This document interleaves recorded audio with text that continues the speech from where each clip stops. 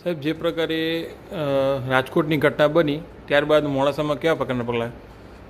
મોડાસા શહેરની અંદર આજરોજ માન્ય કલેક્ટર સાહેબ અને પ્રાદેશિક કમિશનર સાહેબશ્રીની સૂચના અન્વયે સમગ્ર તાલુકા વહીવટીતંત્રની ટીમ દ્વારા મોડાસા શહેરમાં જુદી જુદી હોસ્પિટલો, શોપિંગ મોલ અને ટ્યુશન ક્લાસીસોની અંદર ફાયરની સેફ્ટીની સુરક્ષા બાબતે ચકાસણી કરવામાં આવેલી હતી, જેની અંદર મોડાસા નગરમાં આવેલ રીચ હોસ્પિટલની અંદર સિસ્ટમ લગાવેલી હતી, પરંતુ ટેકનિકલ ખામીઓના કારણે જોઈએ તેટલી કામગીરી કરતી ન હોય તે નોટિસ આપવામાં આવેલ છે.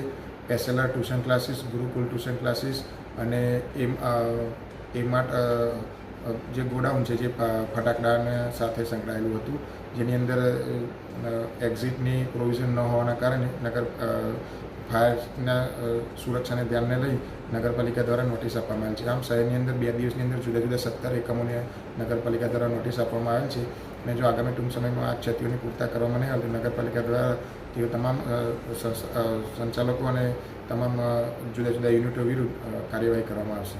સાહેબ, આ જે નોટિસો અપાઈ એનો સમયગાળો કેટલો રહેશે કામ પૂરું કરવા માટે? એની અંદર જે ક્ષતિ પ્રમાણે આપેલ છે, કોઈની અંદર 10 દિવસ પણ આપેલા છે, કોઈની અંદર 3 દિવસ પણ આપવામાં આવેલ છે.